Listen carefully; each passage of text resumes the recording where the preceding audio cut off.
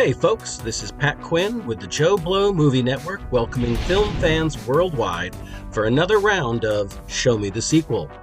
As always, we're focusing on a genre film that never got the follow-up it perhaps deserved. I'll start with a quick recap, share some behind-the-scenes stories, and then pitch my concept for a sequel. Today, we're going to talk about a film that most people haven't seen, even though the director has made some of the most popular films of all time. I'm talking about Peter Jackson and the 1996 release, The Frighteners. When Peter Jackson was only 18 years old, he bought a 16mm film camera and began shooting what would eventually become his first film, Bad Taste, an over-the-top splatter comedy about aliens who come to Earth to eat people. 20 years later, he began shooting not one, but 3 films, one of the most popular and successful film trilogies of all time, The Lord of the Rings. But the film that was his transition from cult filmmaker to Hollywood A-lister was The Frighteners. The film stars Michael J. Fox as Frank Bannister, an architect who lost his wife 5 years ago in a terrible car accident.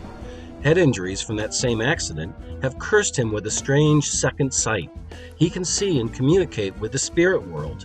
Embittered over the loss of his wife, Frank has given up his career and partnered up with 3 spirits. They haunt houses, which he then offers to cleanse of all ghosts for a fee. A series of mysterious deaths have taken place in Fairwater, the small town where Frank lives. Locals are worried that it's related to a murder spree committed back in 1964 by Johnny Bartlett and his teenage girlfriend, Patricia. Bartlett killed 12 people in the local hospital before being captured and executed. Frank runs into the spirit of the most recent victim, Ray Linsky, who has a number carved in his forehead. Frank offers to pass on a message from Ray to his now widowed wife Lucy, played by Trina Alvarado. They meet for dinner, but when he goes to the restroom, Frank sees the shadowy figure of the Grim Reaper carving a number into another victim. Frank chases after him, but the Reaper escapes. Suspicious of Frank's abilities, the police bring him in to be questioned by FBI agent Milton Dammers, played by Jeffrey Combs. With Lucy's help, Frank escapes and discovers that the spirit of Johnny Bartlett is killing again. They try to save Patricia, who's now an adult and played by Dee Wallace, but things don't go to plan. The film ends with a spirited confrontation with Johnny's ghost in the now abandoned hospital. That's the basic plot, and believe me, I'm leaving a lot out. My main issue with The Frighteners is that Peter Jackson tries to cram maybe too much into it, but then again, nothing succeeds like excess.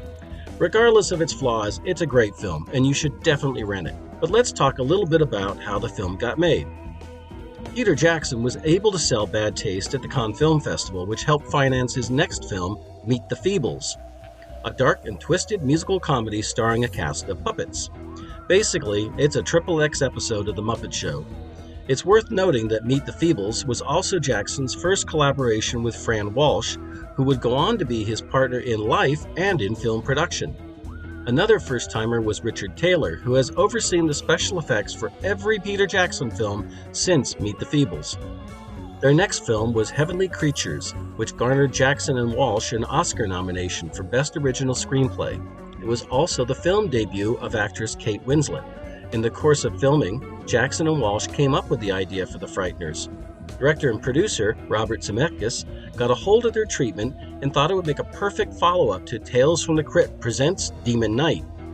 An interesting side note, another script that Zemeckis was considering was From Dusk Till Dawn, written by Quentin Tarantino and Robert Rodriguez. But to paraphrase the old Hollywood expression, Quentin and the Crypt Keeper never got in bed together. At one point, both Tim Burton and Sam Raimi were in discussions to direct The Frighteners. But when Zemeckis read the completed first draft, he asked Peter Jackson to direct. Universal agreed to a budget of $26 million, allowed Jackson to film in New Zealand, and gave him the right of final cut. Not bad for a guy who 10 years earlier was filming puppets singing songs while having sex. Robert Zemeckis knew that Michael J. Fox was a big fan of Heavenly Creatures, and suggested him to Peter Jackson. Dee Wallace was cast because she had just done E.T., and audiences wouldn't expect her to be playing a psychopath. Jackson sought out Jeffrey Combs after seeing him in Reanimator. It was Combs who suggested the Adolf Hitler-inspired haircut. Shooting lasted 6 long months, and it was during this extended time in New Zealand that Michael J. Fox decided he was tired of being away from his family all the time. When he returned to the States, he signed a contract with NBC to star in the sitcom Spin City. The Frighteners was his last leading part in a film. A fun side note, one of the 3 house-haunting spirits was an old man with white hair called the Judge. He was played by John Astin, best known for playing Gomez in The Addams Family. During filming, Fox kept referring to the actor as Doc, confusing him with Christopher Lloyd's character in Back to the Future. Post-production lasted 18 months, due to the overwhelming number of visual effects. Peter Jackson had formed Weta Digital to create the effects in Heavenly Creatures. This being only their second film, the effects company struggled to make the release date. The film came out on July 19, 1996, which unfortunately was also the opening day of the Summer Olympics in Atlanta. On top of that, the marketing made it look like a traditional horror movie, which confused audiences. Then Independence Day opened the following weekend and buried any chance the Frighteners had at the box office.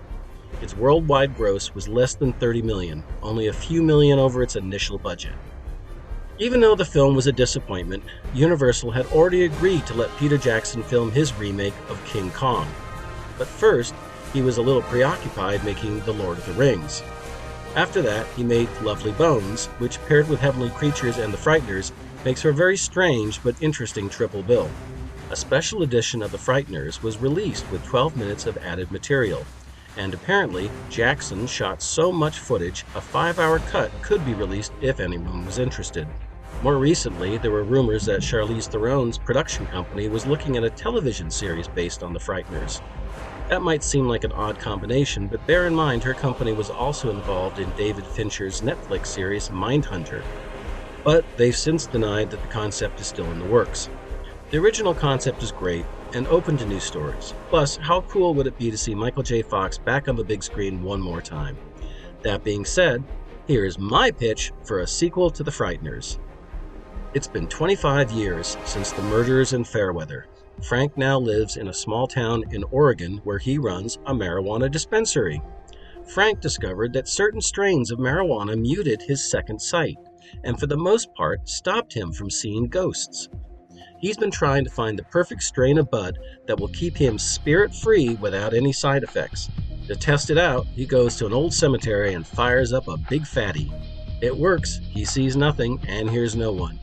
Leaving the rest of the joint on a gravestone, he goes back to his car to make some notes. A gardener working nearby has smelled the weed and finds the joint. He takes a few hits, and suddenly he sees every ghost in the graveyard. Frank rushes over to calm him down and realizes that the weed temporarily stops his visions, but has the opposite effect on anyone else. The gardener tells him the scariest part was seeing the Grim Reaper. Frank gives him a pen and paper and asks the gardener to sketch what he saw. It looks a bit like the spirit of Johnny Bartlett. That night, Frank does some research. There have been some odd murders over the years, but the police have no reason to think they're connected. He also finds a series of blog posts by a man who claims they're all the work of one person.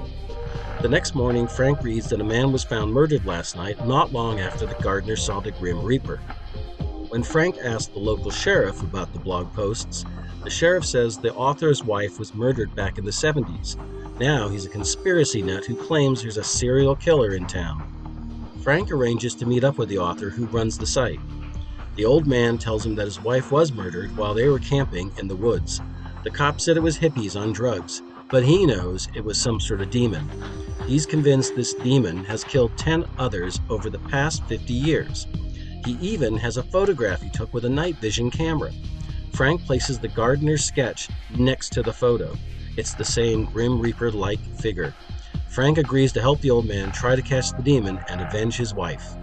They go back to the old cemetery.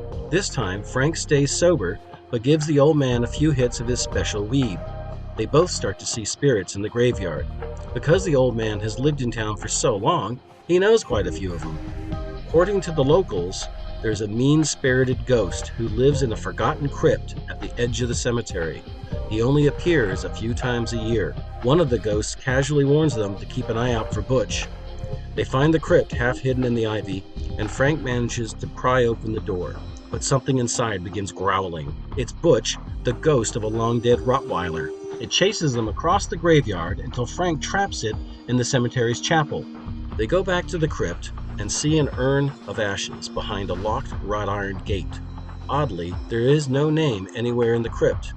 The only other thing in there is a beat-up acoustic guitar leaning in the corner. They hear barking. Butch has escaped, and they have to make a run for it. But Frank manages to grab the guitar as they scramble to the car.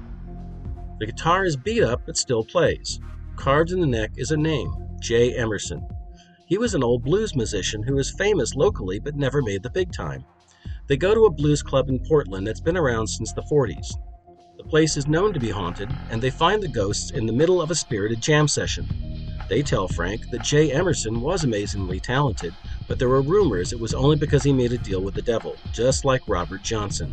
He wasn't as successful as he should have been because he had a violent temper, and the only thing meaner than Jay was his dog Butch. Because of his devilish deal, Jay's spirit rises from the dead every 5 years and drags a murdered soul down to hell. They go back to the crypt, and with the help of some of the other ghosts, manage to hold off Butch and Jay's demonic spirit until they can get his ashes to the chapel and destroy them. The film ends with the old man visiting his wife's grave, and after a few hits of Frank's weed, he has a reunion with the spirit of his dead wife. There you go. That's my pitch for a sequel to The Frighteners. I hope you liked it, and thanks for watching the show. If you like what you see, please subscribe to our JoBlo Horror Videos channel. Tell your friends who dig this sort of content, and turn on the bell to receive notifications for all of our latest videos. We are an independent company, and we appreciate all of your support.